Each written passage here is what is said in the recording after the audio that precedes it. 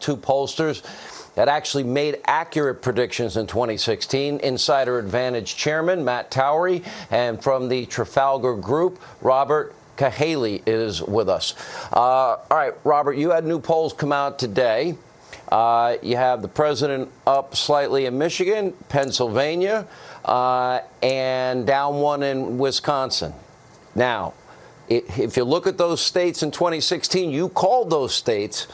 10,700 in Michigan was the margin, about 22 or 24,000 in Wisconsin, 44,000 in Pennsylvania. That's not a lot of votes in any case. Where do you see it now? Very much the same way. I mean, these states are very close. The margin is very tight. Where I've stated many times, I'm very concerned about voter fraud, and especially Pennsylvania. But this thing is on the edge in these states. There's no question. Yeah. Matt, you've done two polls in Pennsylvania. The first one, you had Trump down by 3. The one that came out this week, you had him up by 2. You had the president up 3 in Florida.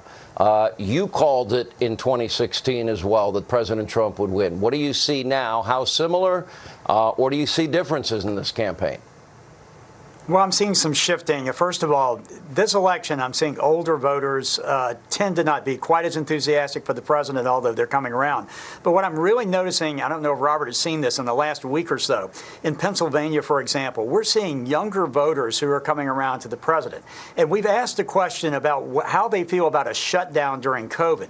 And I think this is something that we really haven't talked much about. But in the last debate, Joe Biden talked about a dark winter we were headed towards. And in the last 5 or 6 days since that debate, I've begun to see this change among younger voters. I'm talking not really young, but I'm talking about people 30 to 44, something in that area. And I'm beginning to see that shift, and I really believe that has something to do with the dichotomy between what Trump is saying, which is we're going to keep this country open and moving, and Biden is saying, alluding to the fact that we may have another shutdown. I think that's having a real effect, and we're seeing the vote shift based on that. And of course, in Pennsylvania, fracking as well, which was a huge mistake for Biden in that debate. All right, let's go to the must-hold states for President Trump. That would be, Robert, Florida. That would be Georgia. That would be Ohio. That would be North Carolina. That would be Iowa. That would be Arizona. Do you see any problems in any of those states for President Trump this year? Well, certainly I see North Carolina is being very, very tight. Tighter than we'd like to see it. You had him up by 3? I think it was 2.7 something, but we see it's tighter than we'd like to see him. But I do feel good about all of them, and I have to agree with what Towery said. That there's no question that people left that debate with the understanding that Biden thinks the solution to dealing with coronavirus is more shutdowns, and Trump is saying let's not shut down. And there are a lot of folks, young people we see moving. We see people that are hourly workers moving because they can't stand another shutdown. They don't think that's an option. So that's pushing younger voters towards Donald Trump. Of those important must-win states, Matt Towery, Florida, Georgia, North Carolina, Ohio, Iowa, Arizona. You see any problems for the president? Well, I agree with Robert. North Carolina is always problematic. I mean, my specialty has always been the South. Florida, I think the president is doing very well.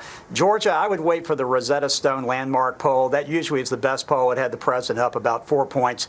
I think the New York Times, I'll do deference to them. This other group knows Georgia much better. I used to do it. I've not polled Georgia this time. I think the Midwest is going to be problematic for the president, but I think he can overcome it. We have to remember one thing. Donald Trump is the most dynamic presidential candidate of my lifetime. I've never seen anything like it. And him personally going to these locations and drawing people out, particularly in these semi-rural and rural areas where they need to pile those votes up, that's going to come back home in a big way to Donald Trump on election night. And I don't think these polls are picking that up. Yeah. All right. So then no question. The next question. Now, every single poll, even the beloved Nate Silver, 538. Boy, the liberal media loves Nate Silver. Even he recognized that there is a dramatic increase in support for the president, especially among younger African Americans and younger Hispanic Americans. Is that real? Because I noticed both of your polls show the same thing. Matt. Yeah, and there's a reason for that, because both of us have a type of system in which we're able to get voters to tell us more because we're not being completely direct in all of our questioning. We have a blended system. I think Robert has the same sort of basic approach. And by doing that, you can get people to tell you how they feel like they're doing in the race and how they're going to vote without feeling like they're telling someone and that somehow they're going to have some retribution for admitting that they're voting for Donald Trump. In that sense, we're seeing African American voters at about 15% in these polls. Now that can sometimes tick down or up, but I've been doing this a long time, both as a candidate, as a pollster, as a columnist. I have never seen a Republican with 15% of the African American vote or thereabouts this close to an election ever in the entire time I've ever polled. Now, it could melt down a little bit, but it could also melt up. Do you see this, Robert, translating into votes? I mean, these are not outlier polls. It is almost every single poll showing dramatic increase in support among minorities for the president. The issue came up during the debate. The president mentioned the Platinum Plan, opportunity zones, historically black colleges, criminal justice reform, police reform, and then record low unemployment for every demographic in the country for 3 years, something Biden, Obama never got done. Absolutely. I look at last week as a major week for that, because at the beginning of the week you had the 50-cent endorsement, and then you had a bunch of people who aren't regular, they don't watch conservative news, they don't listen to talk radio, watching this debate, and they hadn't heard everything that Trump had done for the African American community, and they're telling us on the polls that they went and Googled some of this stuff and realized Trump was telling the truth. We've seen him eclipse 20 in Pennsylvania. We've seen him eclipse 20 in Michigan and North Carolina, and he eclipsed 30 in Florida in just 1 week with the African American sample. So we feel like it's on the move, and the undecideds in the African American group have they've gone away. There are very few undecideds. So as I've stated in a couple of tweets, these shy Trump voters don't seem very shy anymore.